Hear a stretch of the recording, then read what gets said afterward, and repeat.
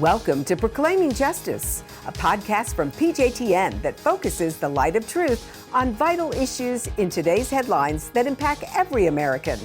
I'm your host, Laurie Cardoza-Moore, founder and president of Proclaiming Justice to the Nations, and I'm here to educate, motivate, and activate you to action. I want to arm you with the truth and the facts you'll need to fight and preserve our constitutional republic and uphold the Judeo-Christian values our nation was founded upon.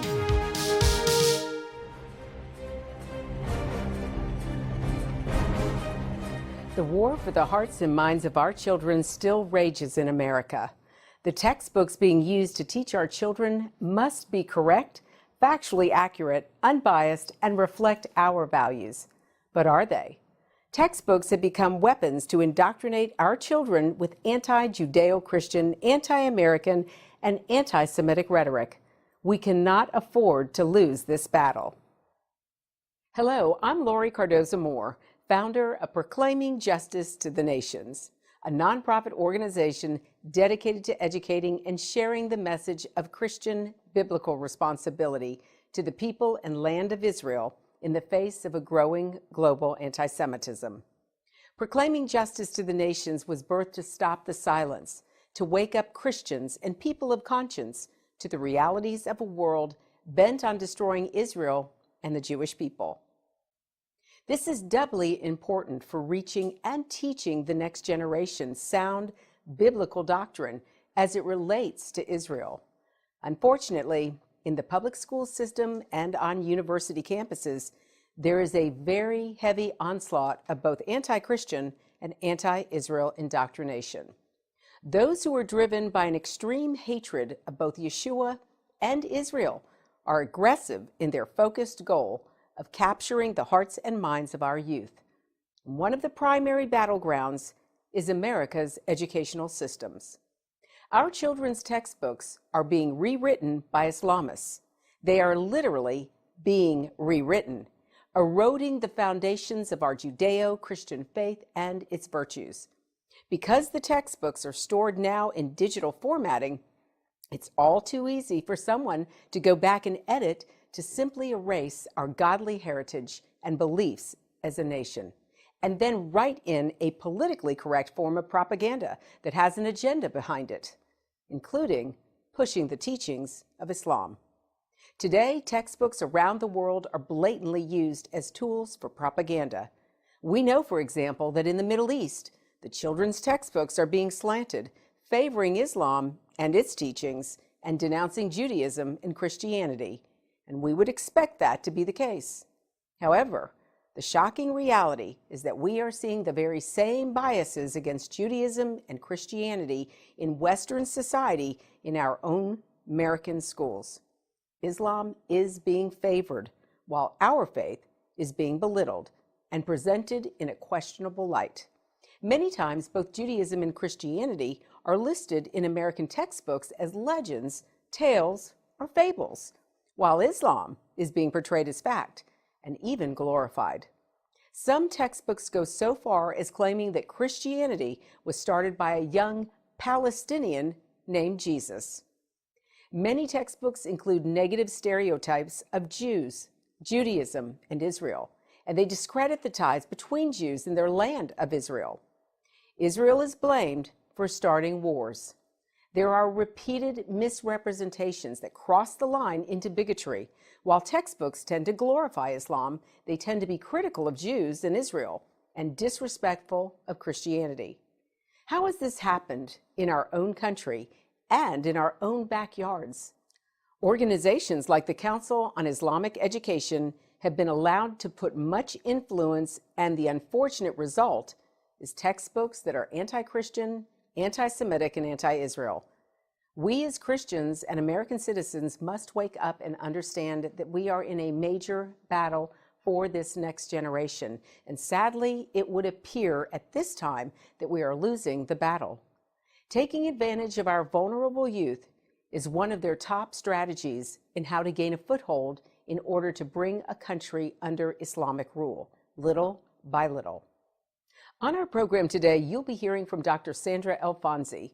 Dr. Alfonsi is recognized as an international expert on the propaganda that is presented to America's children in the educational system.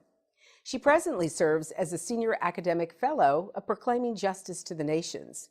She has a background of more than 25 years in reviewing textbooks in the United States, originally from grades 6 through 12. She started working with National Hadassah and created a portfolio called Curriculum Watch, which was actually dealing with the textbooks. Her extensive background and experience on the ground was invaluable and should motivate you to join the battle. I started doing this with National Hadassah. They created a portfolio called Curriculum Watch, which was a misnomer because it is not dealing with curriculum, it's dealing with the textbooks. Without the correct textbooks, there's no sense in studying curricula. From the moment that Hadassah, under Debbie Kaplan, who was president, started it, and from the moment that I saw the first textbook, we have a problem that exists easily from the early 1980s.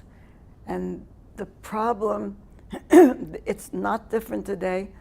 It's just far more advanced. It's far more dangerous because before there were textbooks with typographical errors, with grammatical errors, factual errors, but nothing you would really say there's something going on. And then I met a book. That's how I speak. I don't meet people, I meet books. I met a book by Macmillan Company, and I was reviewing it for Hadassah, and I reviewed the whole textbook according to the mission statement of Hadassah, which I knew. Judaism is a world religion. The Holocaust, which we didn't say the Shoah, we taught the word, that was years later. So Judaism is a world religion, the Holocaust, and what I like in the fluidity of time, the history of Israel from biblical times to the present. So that's very fluid because every year is another, another advancement. So that's what I started with. At the beginning, anything that was historically incorrect about Judaism as a world religion, wrong king, wrong names, that was changed. Anything about the Holocaust that you could prove, the biggest thing was if they had only a paragraph, they said they don't have room for 2 paragraphs, so I said, okay. And I reached this understanding with Holt, with Macmillan. If I exchange 10 words that are wrong for 10 words that are correct, will you accept that? I said, there won't be any change in how many lines. I said, can I eliminate a line and put in a correct line? And that's how we bargained. I understood that they couldn't expand it because the textbooks were not as big and the print was not as small as it is now. But I opened Macmillan and I went through Judaism as a world religion, and then I went to the Holocaust. Macmillan was the first company to lowercase the H of Holocaust. They lowercased it and it was no longer capitalized. Now, for the people who don't understand the meaning, when you take away the capital H from Holocaust, you make it a synonym to genocide. It removes it as the tool of extermination of the Jewish people. We were very fortunate that, and this is what, we only lost 6 million. But if you multiply 6 million and their progeny, we lost a lot more. But that is why when I see people writing about it, I go after that, because whether they know what they're doing or they're doing it because they're equating, that is what happens when you lowercase it. But Macmillan also said that the 6 million Jews were the collateral damage of World War II. Those were the exact words. Facing me in this textbook was a Holocaust with a small h and a statement that the 6 million were the collateral damage of World War II. So that was how I got started, and that is what it means to do this work. But that was in the early 1990s. But the problem, I have to say, the problem exists from 1974. Saudi Arabia gave $6.4 million to the Stanford Research Institute in California. The $6.4 million seems like nothing. but it came from Saudi Arabia. There wasn't any Qatar money. There wasn't any Libyan money. $6.4 million was put into the Stanford research in, it's not Stanford University, the Stanford Research Center in California, for the purpose of developing a plan. And they wanted to, they did it. They were looking to establish or to create a 5-year plan by which Saudi Arabia could put in about $140 billion into the American education system and media system. Now, for what purpose? Their goal. And their goal, they were brilliant, because it was done like feeding pablum. You could read it. There wasn't anything hidden. You could understand it. Their goal was to change how the American government and the American people looked at the Middle East, how they looked at the Arab world, and how they looked at Israel. Involved in that was K through 12, the university system, and involved in that was the elite media. And the elite media was targeted in print and on television. If you look at New York Times and you look at CNN, you understand the embodiment, and you look at the textbooks, and then the textbooks reflected, first and primary, was to change how the Middle East is taught. Now, you can't rewrite history on your own, but almost simultaneously with that money that came in from Saudi Arabia, a year later, Qatar added its money. So if you're looking at approximately 1976 to 2019, Saudi Arabia and Qatar, but then Gaddafi poured millions of dollars into Georgetown University. A lot of money went into strategic places. And we need to understand, we as Americans need to understand that Georgetown University has been manipulated by Arab petrodollars for one thing and one thing only. That is where the diplomats of the State Department are educated. And so if you look even at a Jew, if you look at someone like Dennis Ross, you look at the diplomats that come out of Georgetown University, you understand, hands down, the anti-Semitism and the anti-Israelism. And no one can separate, no matter how they try to do it and make it esoteric. You're anti-Israel, you're anti-Jewish, you're anti-Jewish, you're anti-Israel. There's no gray area where you can just play around. But this is what they were doing with that money. I want to take you to Israel in pictures and film. I want you to see how God's sovereign hand can be seen before our eyes right here in this land. That's why PJTN is offering a special anniversary package that includes a captivating new book and award-winning DVD. Israel Rising is a unique visual story of Israel's miraculous journey from unforgiving desert to thriving nation. Thousands of years ago, the prophet Ezekiel foretold a future time in which the arid land of Israel would come alive for its people.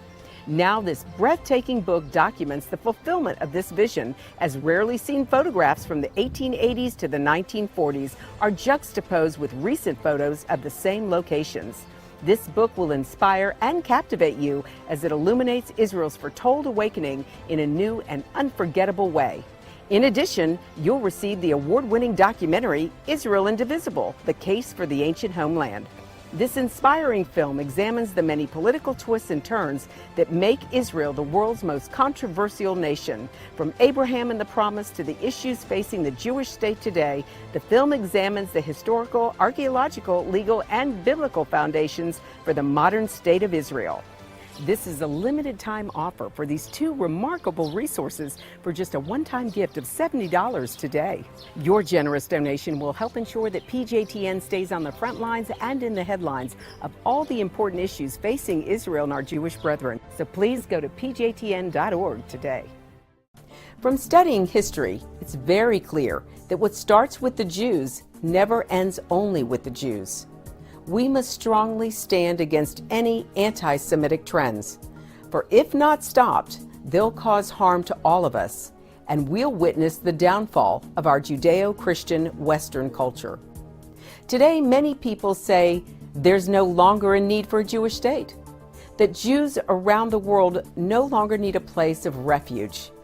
But anyone who has heard recent statistics about the worldwide rise in anti-Semitism would never make such a claim. The reality is that neo-Nazi groups and Nazi sympathizers are increasing around the world. Surveys show that over 1 billion people in the world harbor anti-Semitic attitudes.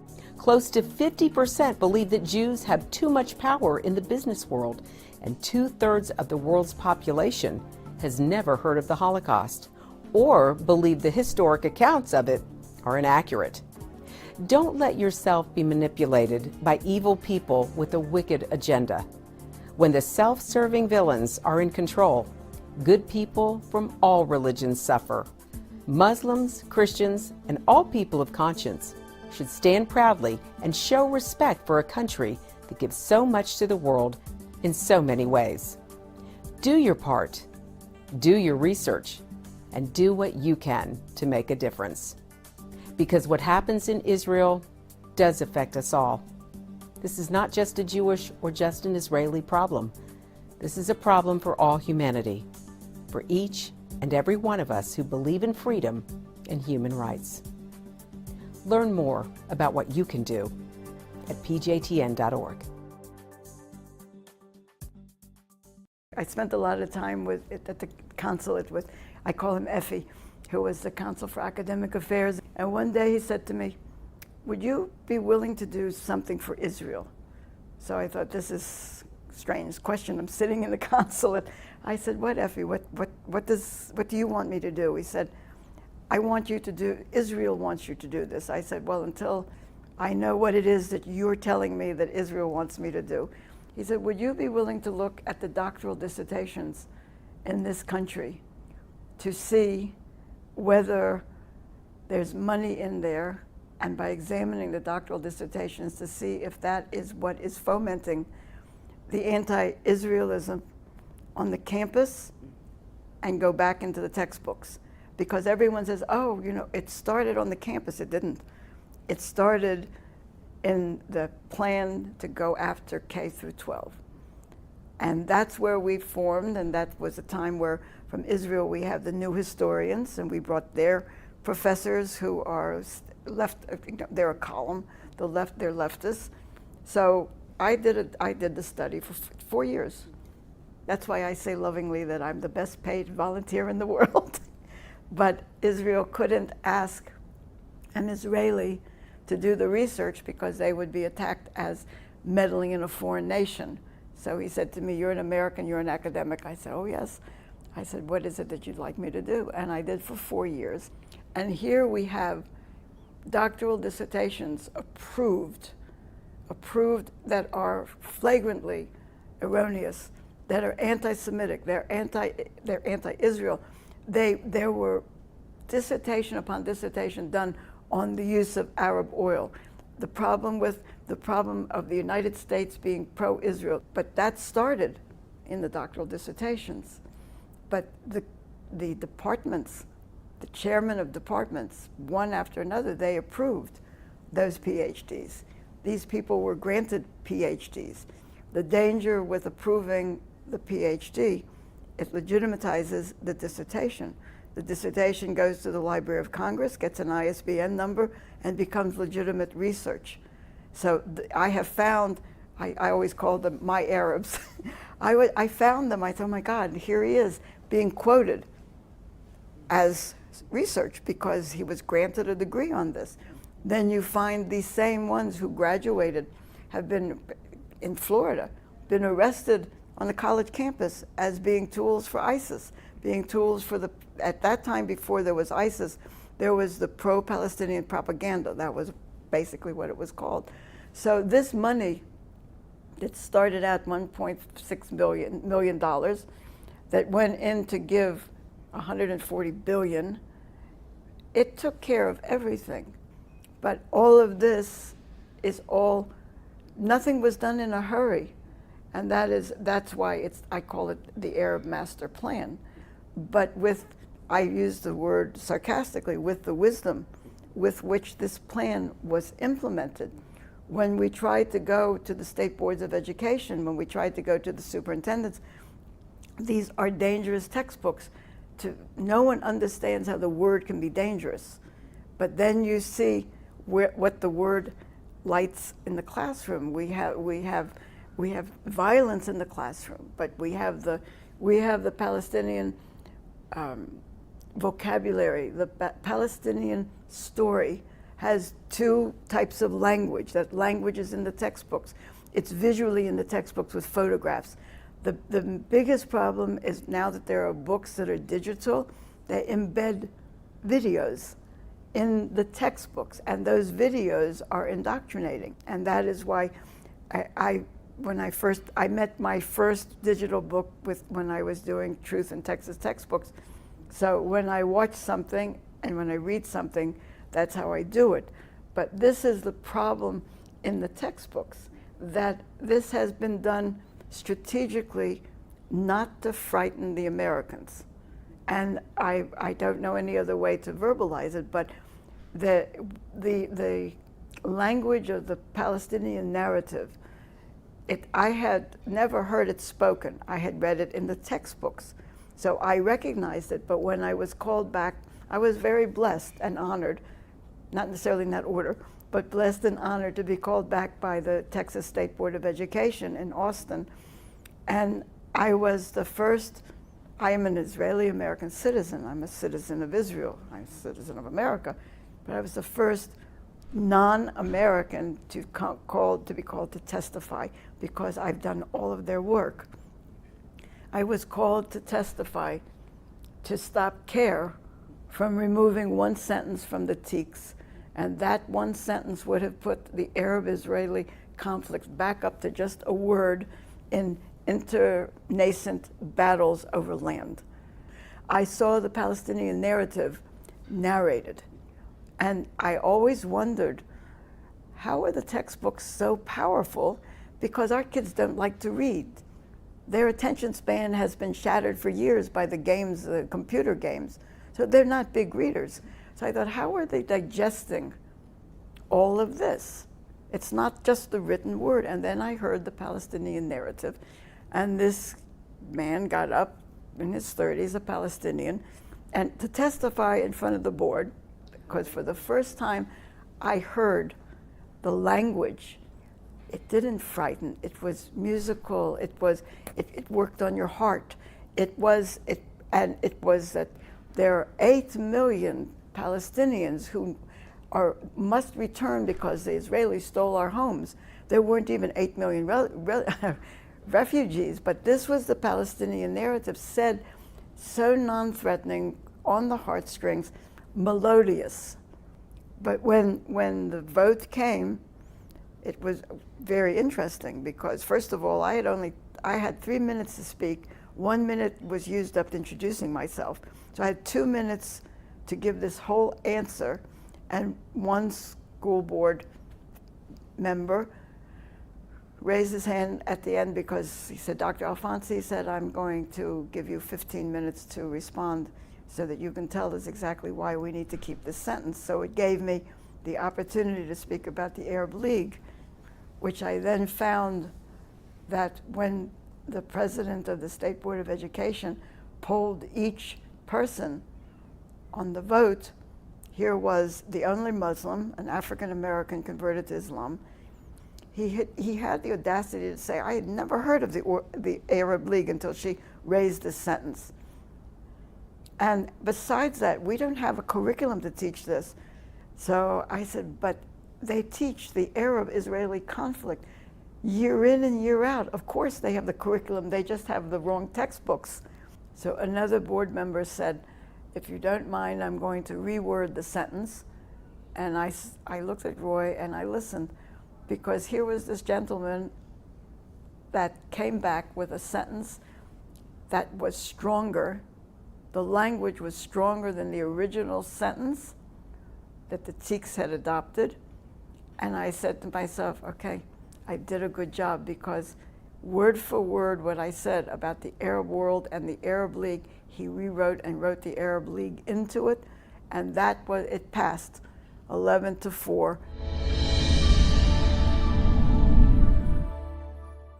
It is now imperative that parents and citizens across every state mobilize to take back control of our children's education system. Parents and citizens across every state must contact their state representatives. Please join me on the next edition of Focus on Israel as I continue my discussion with Dr. Alfonsi. The time to take a stand is now. Be a leader in your community and in your church. One person can make a difference. Get involved with and support pro-Israel organizations such as PJTN. Call your senators, congressmen. Let your elected leaders hear from you. Visit our website to learn more. Sign up to receive action alerts and order our films to share with family and friends. Please encourage everyone you know to tune in and become informed. God bless you, and thank you for all you do on behalf of our Jewish brethren and all Israel. We'll see you next time on Focus on Israel. To support this program, send your tax-deductible gift to Proclaiming Justice to the Nations, P.O. Box 682711, Franklin, Tennessee 37068. You can also support PJTN online. Visit pjtn.org or call 1-877-873-9020. Anti-Semitism has reached epic proportions, and Israel is now surrounded by nations who seek its destruction. For Israel to lose just one battle would mean losing everything. As Christians, it is our biblical responsibility to stand with our Jewish brethren and Israel. PJTN needs your help to reach more Christians with this urgent message. Please visit our website to become a member today and order our award-winning documentaries. You must decide that you won't be silent. Sign up now at pjtn.org. God bless you, and thank you for your support and prayers.